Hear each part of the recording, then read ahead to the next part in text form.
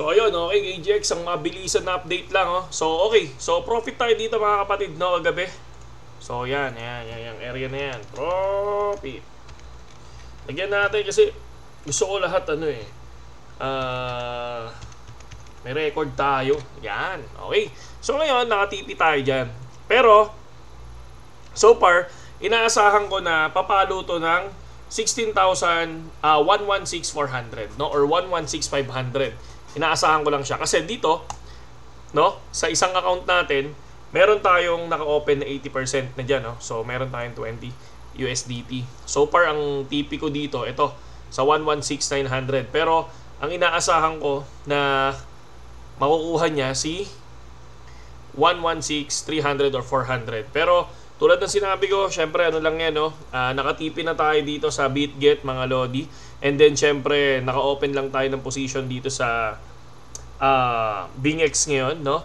So tingnan ko, pag nakuha to, mag-open position ako dito long naman, mga kapatid. Yan, itong 116,400 or no, dito sa saktong 116,000 or 116,000, okay? So 116,000 tuloy 116,000. So once na pumunta dito, ha, tulad ng sinabi ko, magre-relong ako diyan, mga kapatid. Okay? So yun lang yun, mga idol, yun yung ating practice mode dito ay BTC. So far ang profit na natin dito ay 21 USD. So dito kasi nakatipi na tayo, no? Nakatipi na tayo kanina dito. So ang nakuha natin ay nasa 40 USDT, mga kapatid. And syempre doon sa Binance, no? Binance and CFS, no? So doon tayo nakatipi. So far, tingnan natin kung hanggang saan naabot. Sa ngayon nasa 117,467. Check natin yan, mga kapatid. Basta pagdating dito 1163 or 116,400, papalo na ako dito ng long position. Okay? So next, ano ba yung hinahanap natin ngayon? Nahanap natin is federal funds rate, no? Ang dami nakikita sa YT. Ayan, no, rate cuts. 'Di ba? Ang daming breaking ngayon, no? So puro bullish ang market sa nakikita ko. Ayan, investor, key opinion leader, and entrepreneur, proud OKS partner. Ito si Ted to, no? Pinaniniwalaan to ng anak ni President Donald Trump. So Bitcoin is digital energy. Talagang napaka-bullish, no? Trump imposes 25% tariff on India. Okay, so US core PCI prices Q2 expected 2.4, actual 2.5. So ang tinitingnan natin dito ito, no? Tulad ng sinabi ko kagabi, ang inflation ay 4.5. Okay? So ang inflation tuloy, ang rate is 4.5. So gusto nilang babaan 'yan. Tulad ng sinabi ko, no? Ang hinahabol ng Fed ay 2% na inflation.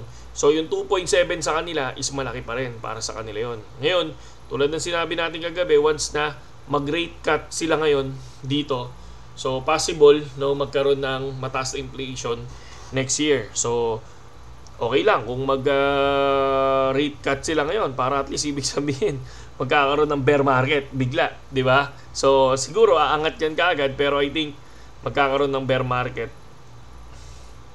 ng mabilisan, no? So yun lang ang tingin ko dito, mga kapatid, ha? So ngayon, at tinitingnan din natin tong YT. So no? So hike, cut, or keep rates unchanged, no? Para sa akin, ano lang, unchanged lang tayo, mga kapatid. So inaasahan din nila si Ethereum ay pupunta ng 4,000, no? So tingnan natin kung kayang pumunta ni Ethereum sa 4,000, no? So tingnan, altcoins are about to take off. Etong ibig sabihin niyan dahil dun sa cut rates, no? So maraming maglo-long position, no? Daming naka-long position talaga ngayon dahil expected nila na lilipad ang market. Expected nila na mag-rate cut ngayon, mga idol, ha? Yun ang expected ng karaniwan. Kung ayan, kitang-kita nyo naman, no? Ayan yung mga news, okay? So lahat sila, okay? Lahat sila gustong ito, buti na lang to, meron tayong isang nakitang pababaang Ethereum, okay? So pero alam niyo naman yung mga ganyan, FOMO lang yan, mga kapatid, okay? So, pero syempre, tulad ng sinabi ko ako, pagdating dito sa area na to, no? 116,400, maglo-long position na ako dyan. Cut loss ko ay 115,300 or 115. Okay? So, yun lang naman. Mabilisan lang mga kapatid para at least makita nyo lang kung saan ako pumapasok.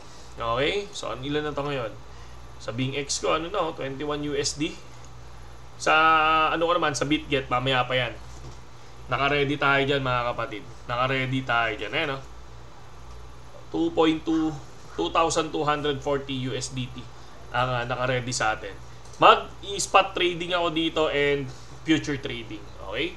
Saludo sa inyo lahat, KGX. Magandang gabi sa inyo lahat.